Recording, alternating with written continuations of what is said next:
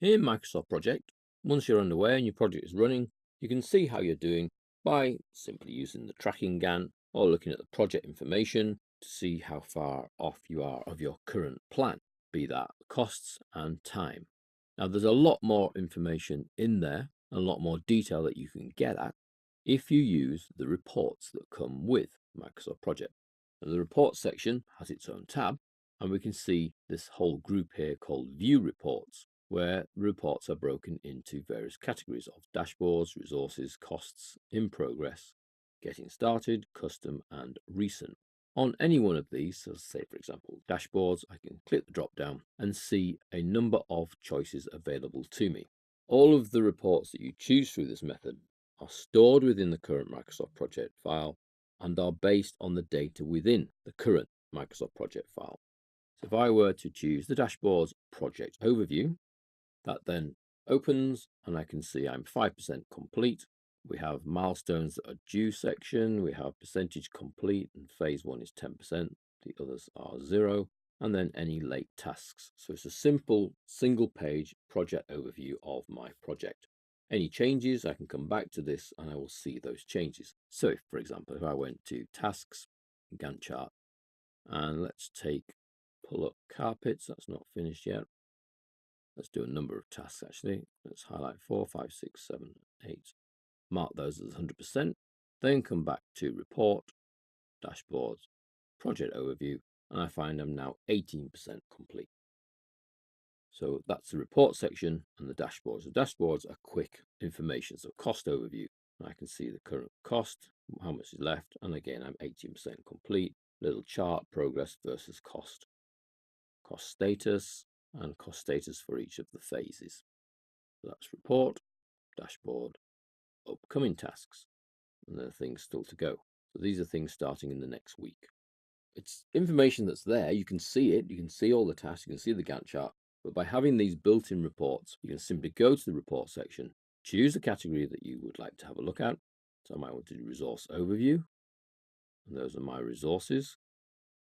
Report costs, cash flow, cost overrun, earned value report, resource cost overview, task cost overview. To say resource cost overview.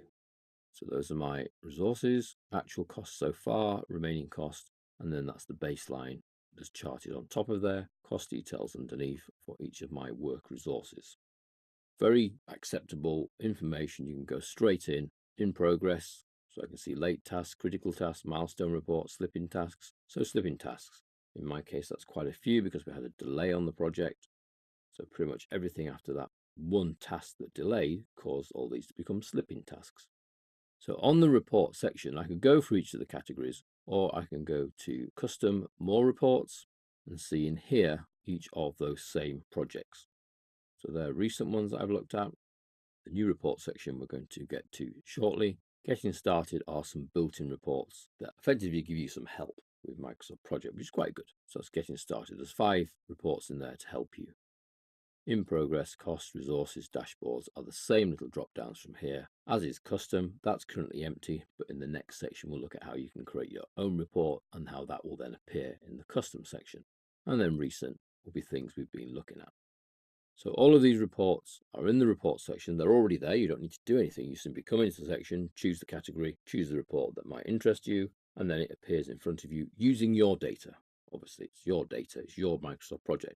Every Microsoft project already has all these built in. So you simply go, choose, and you've got it to look at. Returning to your normal Microsoft project, you simply choose the Gantt chart from the top left-hand side, and you're out of the report section. So they're all on one tab. You choose them, you view them. You could print them if you wanted to by the same method as we've used previously to print the Gantt chart. So let's choose, say, for example, the cost overview. That gives me a nice cost overview there. If I wanted to print, simply File and Print or Control P. And you'll see because I'm looking at that particular report, that's what it then wants to print. So actually going to use 2 pages, although there's nothing on the second page, just minutely onto that second page then. And then I could print that and hand that out or stick that in my progress binder. Alternatively, I might want to export that as a PDF, my kitchen overview, and that will then also appear in my working files to then open as a PDF. So I could email the PDF to someone. So the reports are as easily printable as the Gantt chart was. You simply choose the report you're interested in and then file print if you're actually going to go to a piece of paper, but certainly file print to see what you're going to get. Because when you go to export as a PDF, what you don't get is a preview. So we use the print interface for preview and deciding what we're going to do, how we're going to control that. We perhaps would change the margins a little bit. I might just bring that in. Or we could just say, fit it onto one page, please. And that makes it fit onto one page. Then I would go to export to create the PDF and therefore export this particular report as another PDF file to then email around. So we're saving paper. We've got an electronic export of our PDFs of the built-in reports that we can then send to other interested parties.